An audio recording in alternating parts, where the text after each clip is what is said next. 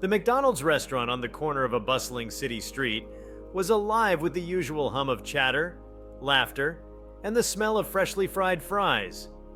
It was an ordinary day for most patrons, a mix of parents corralling energetic kids, teenagers glued to their phones, and weary workers grabbing a quick bite before returning to their routines. Among the crowd sitting quietly at a booth near the window was an unexpected guest, Taylor Swift. Before we start, smash the like and subscribe buttons for more updates. Dressed casually in jeans, a hoodie, and oversized sunglasses, she had hoped to blend in with the crowd. Fame was both a blessing and a burden, and today she longed for a moment of normalcy, a cheeseburger, some fries, and maybe a milkshake. She had managed to keep a low profile, with only a few stolen glances and murmured whispers from fans recognizing her but too shy to approach. As Taylor sipped her drink and glanced at her phone, a small boy no older than 5 appeared at her table. His unruly blonde curls framed a cherubic face, and his blue eyes sparkled with the innocence only a child could possess. He clutched a small toy in one hand, a battered action figure missing an arm, and looked up at her with a mixture of curiosity and awe. "Hi," the boy said, his voice barely above a whisper. Taylor looked up, surprised but smiling warmly. "Well, hello there," she said, setting her phone down. "What's your name?" "Ethan," he replied, his voice still soft but confident. "I like your songs, my mommy plays them all the time." Taylor chuckled. "Thank you, Ethan. That's really sweet of you to say." For a moment, he just stood there, shifting from foot to foot. Taylor glanced around, wondering where his parents might be. She didn't see anyone immediately watching him, which struck her as odd. Then Ethan leaned in closer, placing his small hands on the edge of her table. His voice dropped to a near whisper, and he said something that made Taylor freeze. "They're watching you," he said, his eyes darting toward the restaurant's entrance. "The bad people." Taylor's heart skipped a beat. She leaned down slightly, trying to make sense of his words. "Who's watching me, Ethan?" she asked gently, her tone calm despite the sudden wave of unease washing over her. The little boy pointed subtly toward a man standing near the counter. He was tall, dressed in a black hoodie pulled low over his face. He appeared to be staring intently at the menu, but something about his posture felt off. Too rigid, too deliberate. Taylor's instincts, honed by years of living under public scrutiny, immediately screamed that something wasn't right. "Do you know him?" Taylor asked Ethan. The boy shook his head. "No, but he's been following us. Mommy told me to stay quiet, but I heard her talking on the phone. She said they're bad people, and they're after you." Taylor's mind raced. She glanced back at the man who now seemed to be glancing her way. A cold shiver ran down her spine. This couldn't just be a coincidence. She looked around the restaurant, noting a second man sitting near the door. He was pretending to read a newspaper, but his eyes kept flicking in her direction. "Where's your mom, Ethan?" she asked, trying to keep her voice steady. The boy pointed to a woman sitting a few tables away. She looked frazzled, her eyes darting nervously around the room as she clutched her phone tightly in one hand. Taylor noticed her lips moving, as if she were muttering something under her breath. The woman's fear was palpable. Taylor knew she needed to act fast. She grabbed her phone and discreetly dialed 911 under the table, keeping her voice low as she spoke to the operator. "This is Taylor Swift. I'm at the McDonald's on Main and 5th. I think I'm being followed, and there's a mother and child here who seem to be in danger. Please send help immediately." The operator assured her that officers were on their way. Taylor ended the call and turned her attention back to Ethan. "It's going to be okay," she told him, her voice calm and reassuring. "You're very brave for telling me." Ethan nodded, his small hand clutching the edge of her table as if seeking comfort. Taylor glanced back at the two men. The one near the counter was now whispering into his phone, while the man by the door had risen from his seat, casually strolling toward the woman and child. Taylor's heart pounded. She stood up, grabbing Ethan's hand. "Come on, let's go to your mom," she said, her tone firm but gentle. As they approached the woman, she looked up, her face a mixture of relief and terror. "Thank you," she whispered to Taylor, her voice trembling. "I didn't know what to do." Before Taylor could respond, the man by the door stepped closer, his voice low and menacing. "Is there a problem here?" he asked, his eyes narrowing at the woman. Taylor stepped between them, her stature and confidence surprising even herself. "Yes, there is," she said firmly, "and the police are on their way." The man's expression faltered for a split second before he recovered, plastering on a fake smile. "I think there's been a misunderstanding," he said, his tone dripping with insincerity. Taylor didn't back down. "I don't think so. Stay where you are." The tension in the air was electric. Other patrons began to take notice, their conversations quieting as they turned to watch the unfolding drama. The man by the counter had started edging toward the exit, but before he could make his escape, the sound of sirens pierced the air. Moments later, 2 police officers burst through the door, their presence immediately commanding attention. The officers quickly assessed the situation. Taylor explained what had happened, her voice steady despite the adrenaline coursing through her veins. The woman corroborated her story, detailing how she and Ethan had been followed for days. The men tried to deny everything, but the officers weren't buying it. They were handcuffed and led out of the restaurant, their protests drowned out by the murmurs of the crowd. As the police secured the scene, Taylor knelt down beside Ethan. "You did something very brave today," she told him, her eyes shining with genuine admiration. "You and your mom are safe now." The boy smiled shyly, clutching his toy tightly. His mother, now visibly calmer, thanked Taylor profusely. "I don't know what would have happened if you hadn't been here," she said, her voice breaking. "You saved us!" Taylor shook her head modestly. "Ethan saved us all. He's the real hero." The police took statements from everyone involved, assuring the mother and child that they would be protected. As the officers escorted them to a waiting patrol car, Ethan turned back and waved at Taylor. She waved back, her heart swelling with a mix of relief and pride. As the chaos subsided and the restaurant returned to a semblance of normalcy, Taylor sat back down at her table, her cheeseburger long forgotten. She couldn't shake the image of Ethan's wide, trusting eyes or the courage it had taken for him to speak up. For all the challenges fame brought into her life, moments like these reminded her of the power she had to make a difference, not just through her music, but through her actions. Taylor left the McDonald's that day with more than just an incredible story to tell. She left with a renewed sense of purpose, a reminder that even in the most ordinary places, extraordinary things could happen. Taylor Swift exited the McDonald's with a racing heart and a profound sense of both relief and disquiet. The surreal events of the last hour replayed vividly in her mind, each detail seared into her memory like a scene from a suspenseful movie. Yet this was no fictional tale, it was a brush with danger that had reminded her just how unpredictable life could be. The sun was setting as she climbed into her car, her hands gripping the steering wheel tightly as she took a moment to compose herself. The streets outside were busy, the city continuing its relentless hum, blissfully unaware of the drama that had unfolded in that small corner of the world. She glanced into her rearview mirror instinctively, ensuring there was no suspicious figure lingering behind her. Satisfied she was safe for now, she started the car and drove away. As she navigated through the city streets, her thoughts turned to Ethan and his mother.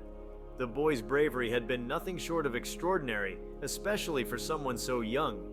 He had approached her, a complete stranger, without hesitation, driven by an innate sense of right and wrong that many adults struggled to summon in moments of crisis.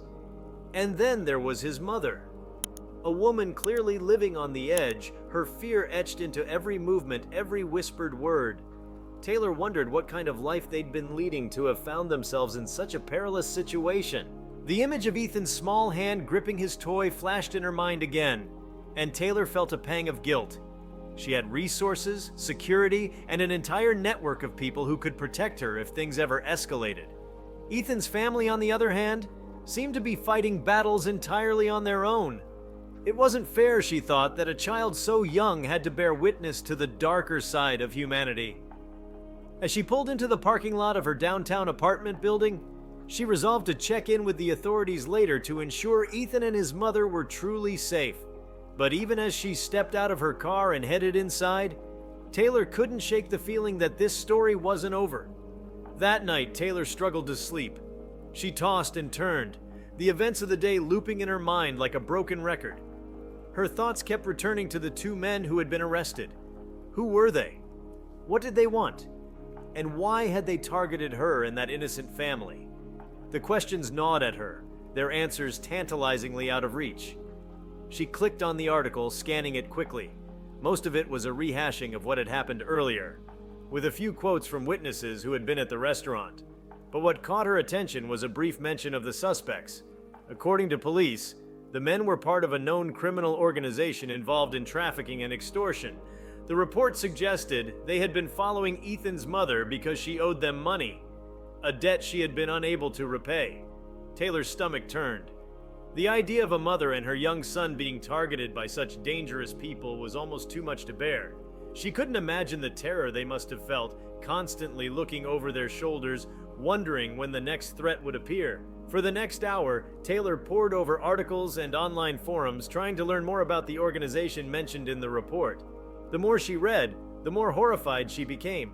These weren't petty criminals. They were ruthless, operating in the shadows with a network that extended far beyond the city. Their victims were often vulnerable individuals who had nowhere else to turn, trapped in a cycle of fear and desperation. The next morning, Taylor woke up with a new sense of determination. She had spent her career using her platform to connect with people, to share stories and experiences through her music. Now, she realized, she had an opportunity to use her influence for something even greater, to help shine a light on a problem that was too often ignored. Her step was to contact the local police department. She wanted to know more about Ethan and his mother, to see if there was anything she could do to help. After being transferred a few times, she finally got through to the detective handling the case. "Detective Ramirez," the voice on the other end of the line said. "How can I help you?" "Hi, Detective," Taylor began, her voice steady despite the nerves bubbling beneath the surface. "This is Taylor Swift. I was involved in the incident at McDonald's yesterday, and I wanted to follow up on Ethan and his mother. Are they okay?" There was a brief pause before the detective responded. "Yes, they're safe for now. We've placed them in temporary protective custody while we investigate further. But I have to admit, it's a complicated situation. The organization we're dealing with is dangerous, and they don't take kindly to interference." Taylor's grip on the phone tightened. "Is there anything I can do to help?" Detective Ramirez hesitated. "It's generous of you to offer, but this is a delicate matter. The best thing you can do is stay out of harm's way. We appreciate your cooperation yesterday, but these people don't play by the rules. I'd hate to see you or anyone else get hurt." Taylor understood the warning, but it only strengthened her resolve. She thanked the detective and ended the call, her mind already racing with ideas. If direct involvement wasn't an option, then she would find another way to make an impact. Over the next several days, Taylor threw herself into action. She reached out to her team, explaining what had happened and outlining her plan. She wanted to create a campaign that would raise awareness about the dangers of trafficking and the resources available to those in need. The goal was to empower people like Ethan's mother, to let them know they weren't alone and that help was within reach. The campaign came together quickly thanks to Taylor's dedicated team and her own unwavering commitment. She partnered with several organizations specializing in victim support and advocacy, leveraging her platform to amplify their message. Social media became a powerful tool, with Taylor sharing posts, videos, and stories designed to educate her millions of followers about the issue. At the same time, she began working on a new song inspired by Ethan and his mother. The lyrics poured out of her, raw and emotional, capturing the fear, courage, and hope she had witnessed that day. It was a deeply personal project, one that she hoped would resonate with listeners and inspire them to take action. Meanwhile, Ethan and his mother were adjusting to their new reality. The protective custody arrangement had provided them with a temporary sense of security, but the road ahead was still uncertain. Ethan missed his old routine, the familiar sights and sounds of their neighborhood, the friends he used to play with at the park. His mother, though grateful for the police's help, struggled with feelings of guilt and helplessness. She worried constantly about their future, wondering if they would ever truly be free from the shadow of danger. One afternoon, as they sat in their temporary apartment, there was a knock at the door. A police officer opened it cautiously before stepping aside to reveal a familiar figure. "Taylor!" Ethan exclaimed, his face lighting up with joy. Taylor smiled warmly as she stepped inside, carrying a bag of books and toys for Ethan. "Hi, buddy," she said, kneeling down to his level. "How are you doing?" "I'm okay," he replied, clutching one of the action figures she had brought. "But I miss my friends." Taylor's heart ached at his words. She turned to his mother, who was standing nearby, her eyes filled with a mixture of gratitude and uncertainty. "I hope it's okay that I came by," Taylor said. "I wanted to see how you both were doing, and to let you know that I'm here to help in any way I can." Ethan's mother nodded, tears welling up in her eyes. "You've already done so much. I don't know how we'll ever repay you." "You don't have to," Taylor replied gently. "Just promise me you'll take care of each other." The visit was brief but meaningful. As Taylor left the apartment, she couldn't help but feel a renewed sense of purpose. She had seen firsthand the impact of her actions, and it only strengthened her commitment to the cause. In the weeks that followed, Taylor's campaign gained momentum, drawing attention from media outlets and advocacy groups around the world. Her song, once completed, became an anthem for those fighting against injustice, its powerful message resonating with listeners of all ages. Proceeds from the song were donated to organizations dedicated to combating trafficking and supporting victims, ensuring that every dollar made a difference. Ethan and his mother eventually began rebuilding their lives with the support of the police and the community that had rallied around them. They moved to a new city, far from the dangers of the past, and started fresh. Ethan enrolled in school, where he quickly made new friends, his laughter echoing through the halls like a beacon of hope. And though Taylor never forgot the fear and uncertainty of that day in McDonald's, she chose to focus on the light that had emerged from the darkness, the courage of a 5-year-old boy, the resilience of his mother, and the power of standing together in the face of adversity. Taylor Swift's campaign against trafficking and her involvement in the story of Ethan and his mother had sparked a wildfire of interest and action across the globe. News outlets picked up her story, and social media became a flood of posts inspired by her efforts, with people sharing their own experiences, pledging support, and volunteering to help vulnerable individuals in their communities. This was no longer just a campaign, it was becoming a movement. Yet, even as the world around her buzzed with the momentum she had created, Taylor found herself deeply reflective. The events that had unfolded weren't just a moment of bravery for Ethan or a wake-up call for his mother. They had also been a profound lesson for her, highlighting the fragility of safety and the hidden battles people fought daily. Fame had insulated her from many of life's harsher realities, but this incident reminded her of her responsibility to use her influence for more than entertainment. Taylor sat in her sunlit living room one morning, poring over letters and messages that had poured in from fans and strangers alike. Many of them shared heartbreaking stories of how they or their loved ones had been affected by trafficking or exploitation. Each letter carried a unique weight, and Taylor couldn't help but feel a deep connection to the people who had trusted her with their vulnerabilities. Among the letters, one caught her attention. It was written by a young woman named Clara, who had escaped a trafficking ring years earlier. Clara detailed her harrowing experience and explained how the lack of awareness and resources in her community had made it nearly impossible for her to seek help. She credited her survival to a chance encounter with a volunteer who had guided her to safety. "I'm alive today because someone cared enough to intervene," Clara wrote. "What you're doing, Taylor, is more important than you may realize. If even one person finds the courage to reach out for help because of your campaign, then you've already changed the world." Taylor felt her throat tighten as she read the letter. Clara's words reaffirmed her commitment to the cause and gave her an idea. She reached out to her team and proposed a new initiative, creating a documentary series highlighting real-life stories of survival, resilience, and recovery.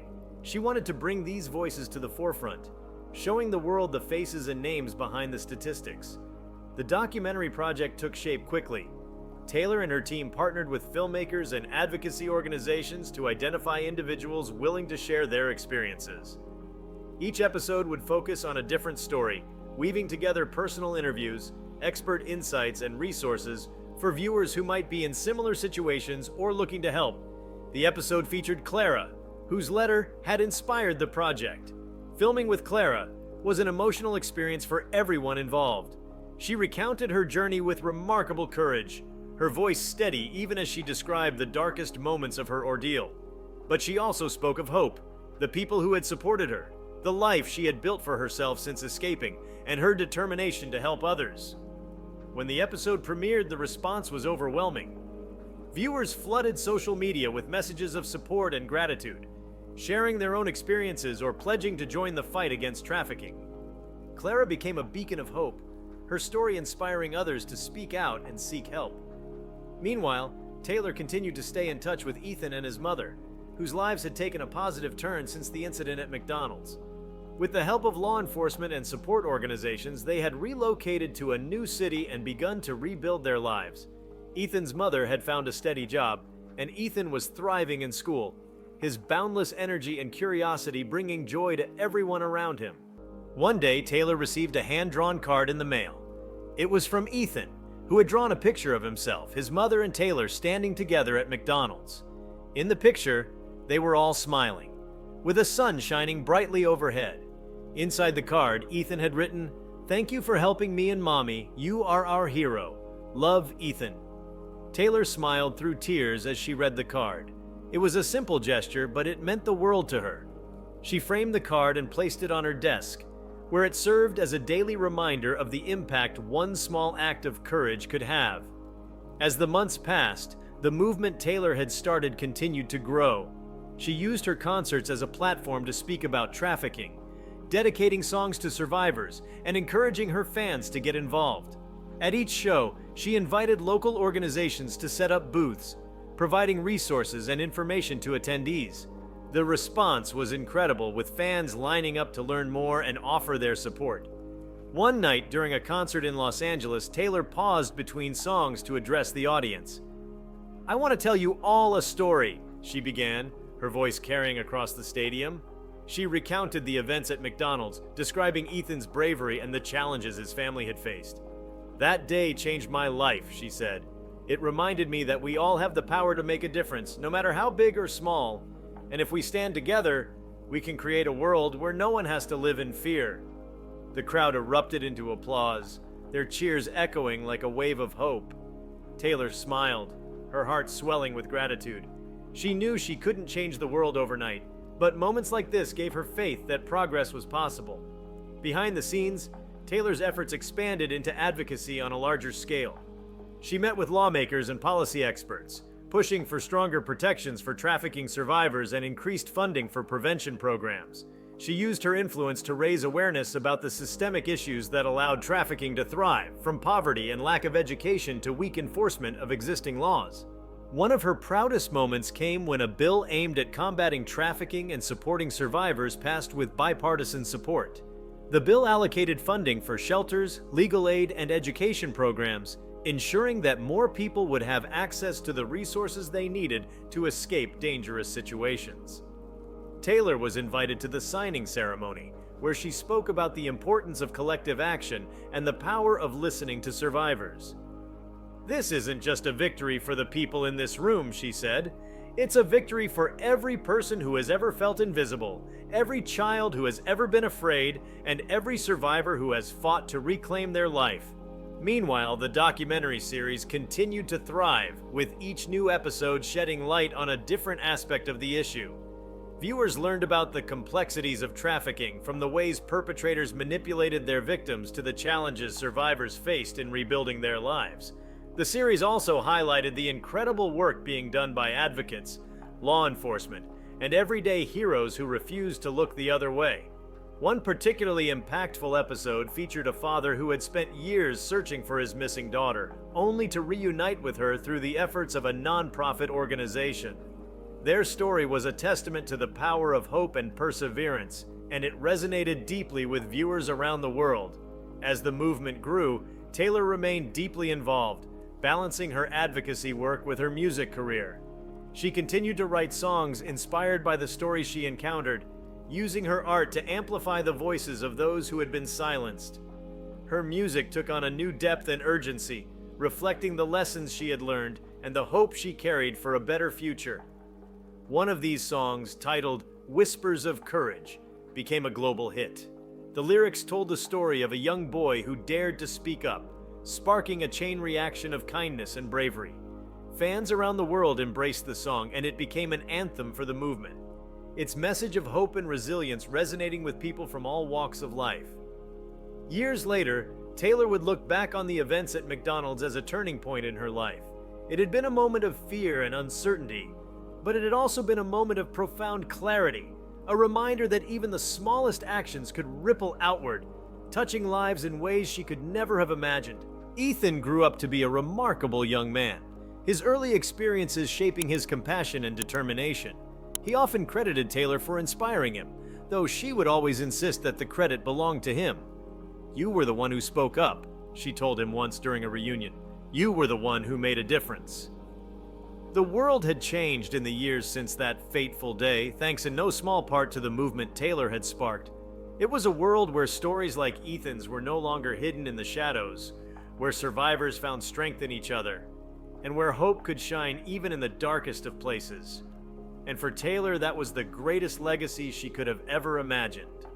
Years passed, but the impact of Taylor Swift's actions that day in McDonald's continued to ripple outward in ways even she couldn't have predicted.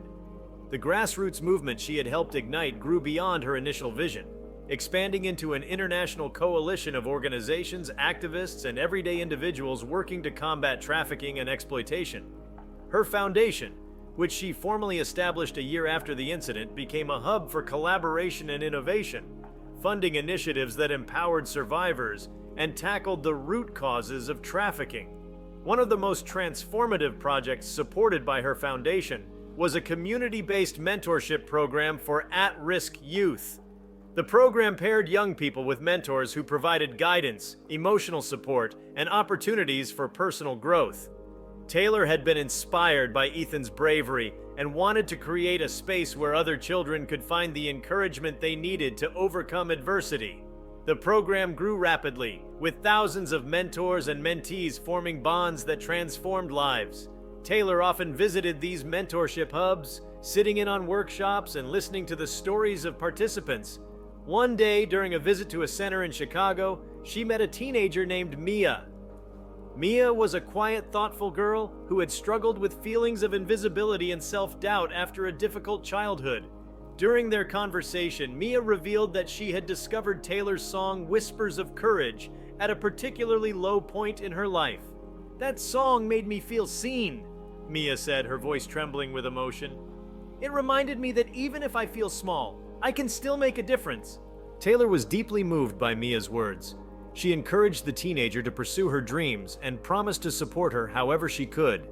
Years later, Mia would go on to become a social worker, dedicating her life to helping children like herself. She often credited Taylor's mentorship and music as the inspiration for her journey. Meanwhile, the documentary series continued to evolve, with new episodes exploring the innovative ways communities around the world were addressing trafficking. One particularly groundbreaking episode focused on the use of technology to identify and disrupt trafficking networks. Taylor and her team worked closely with tech experts and law enforcement to showcase the tools being developed, such as AI algorithms that could analyze online activity to detect patterns associated with trafficking. The episode highlighted the importance of collaboration between technology, advocacy, and law enforcement in creating systemic change. The episode had a profound effect on viewers, leading to a surge in funding and support for similar initiatives. Tech companies began partnering with advocacy groups to develop more sophisticated tools, and law enforcement agencies adopted new strategies to tackle trafficking in the digital age. The impact was tangible, with several high-profile trafficking rings dismantled as a direct result of these efforts. For Taylor, the greatest reward was knowing that the seeds of change she had planted continued to grow and flourish. Her life had been forever altered by a 5-year-old boy with a quiet voice and a courageous heart, and she carried his story with her wherever she went. It was a constant reminder that even in the face of darkness, light could prevail, and that together people could achieve the extraordinary. If you liked this video, please give it a like and subscribe to our channel.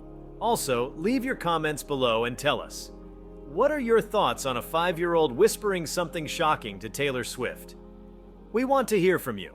Thank you for watching, and see you next time.